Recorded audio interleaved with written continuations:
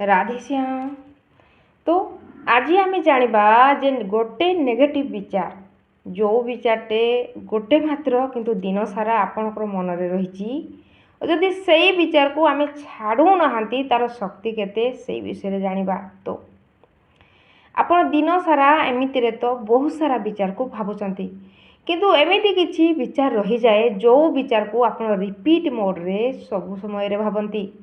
ଓ ଏଇ କଥା ମଧ୍ୟ ଜାଣନ୍ତୁ, ଯଦି ସେହି ବିଚାରଟିକୁ ଆପଣ ସୂର୍ଯ୍ୟ ଅସ୍ତ ହେବା ପୂର୍ବରୁ ଆପଣଙ୍କ ମନରୁ ଯିବାକୁ ଦେଉନାହାନ୍ତି, ସେଇ ବିଚାରକୁ ମନରୁ କାଢ଼ୁନାହାନ୍ତି, ତ ସେଇ ବିଚାରର ଏତିକି ସାମର୍ଥ୍ୟ ଆସିଯାଏ, ଏତିକି ଶକ୍ତି ଆସିଯାଏ ଯେ ଆପଣଙ୍କର ଜାଣତରେ ହେଉ ଅଜାଣତରେ ହେଉ ସିଏ କେତେ ଦିନ, କେତେ ମାସ, କେତେ ବର୍ଷ ଯେ ରହିବ ଆପଣ ଜାଣିପାରିବେନି। କାହିଁକି ନା ଗୋଟେ ରାତିରେ ତାର ସେତିକି ଶକ୍ତି ପାଇବାର ସାମର୍ଥ୍ୟ ଅଛି। ଗୋଟେ ନେଗେଟିଭ୍ ବିଚାର ସେ ବର୍ଷ ବର୍ଷ ଧରି ଆପଣଙ୍କର ମନରେ ରହିପାରେ। ସେଥିପାଇଁ ଆପଣ କୌଣସି ବି ନେଗେଟିଭ୍ ବିଚାରଟିଏ ଆସୁଛି, ନିଜ ମନରୁ ସୂର୍ଯ୍ୟ ଅସ୍ତ ହେବା ପୂର୍ବରୁ ସେଇ ବିଚାରକୁ କାଢ଼ି ଦିଅନ୍ତୁ। ହୁଏତ ଆପଣଙ୍କ ତରଫରୁ ଭୁଲ ହେଇଛି, ଆପଣ କ୍ଷମା ମାଗି ନିଅନ୍ତୁ। ଓ ଆଉ କୌଣସି ଲୋକଙ୍କ ତରଫରୁ ଏମିତି କିଛି ବିଚାର ଆପଣଙ୍କ ପ୍ରତି ଖରାପ ହେଇଛି, ତାକୁ କ୍ଷମା କରିଦିଅନ୍ତୁ। କାହିଁକି ନା ସେଇ ବିଚାର ଯେତିକି ଆପଣଙ୍କ ମନରେ ରହିବ, ସେଇ ବିଚାର ଆପଣଙ୍କ ମନରେ ସ୍ଥାନ ରଖିବାରେ ଲାଗିବ, ବାରମ୍ବାର ଆପଣଙ୍କର ସମୟକୁ ଖାଇବାରେ ଲାଗିବ, ଆପଣଙ୍କ ଶକ୍ତିକୁ ଖାଇବାରେ ଲାଗିବ। ଯେଉଁ ଶକ୍ତି ଆପଣ କୌଣସି ବି କାମରେ ଲଗାଇ ପାରିଥାନ୍ତେ, ସେଇ ଶକ୍ତି ସେଇ ସମୟ ଦ୍ୱାରା ଆପଣ କିଛି ବି ଲକ୍ଷ୍ୟ ରଖିକି ପୂରଣ କରିପାରିଥାନ୍ତେ। କିନ୍ତୁ ଆମର ଏଇଟା ଭୁଲ ହେଇଯାଏ, ଆମେ କୌଣସି ନେଗେଟିଭ୍ ବିଚାରକୁ ବାରମ୍ବାର ଭାବନ୍ତି, ସେଇ ବିଚାରକୁ ନେଇ ଏତିକି ସମୟ ଦିଅନ୍ତି ଯାହା ଭାବିବା ବେଳେ ଆମର ଶକ୍ତି ମଧ୍ୟ ଖର୍ଚ୍ଚ ହେଉଥାଏ ସେଇ ବିଚାରରେ।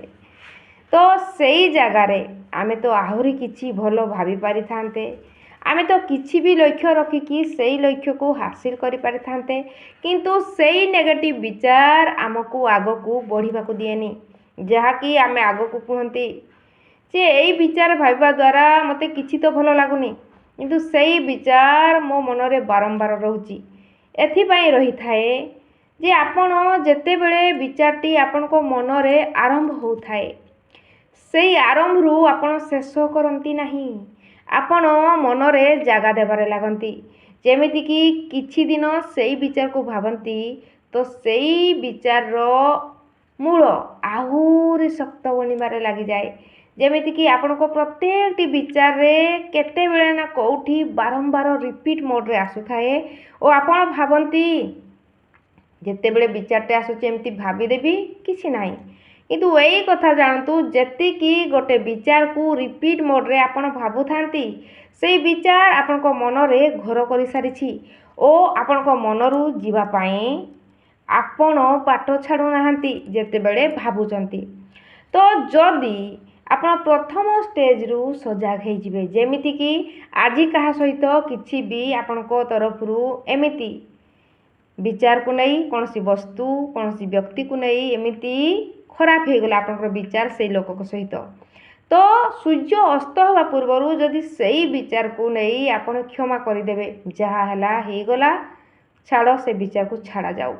ଯଦି ସେମିତି କହିକି ସେଇ ବିଚାରକୁ ଆପଣ ଭାବିବେ ନାହିଁ, ଆପଣଙ୍କ ମନରେ ଯେତେବେଳେ ବି ଆସିବାରେ ବି ଲାଗୁଛି ଆପଣ ଆଭଏଡ଼୍ କରିଦେବେ, ପୁଣି ଭଲ ବିଚାରଟେ ସେଇ ଜାଗାରେ ନେଇଯିବେ।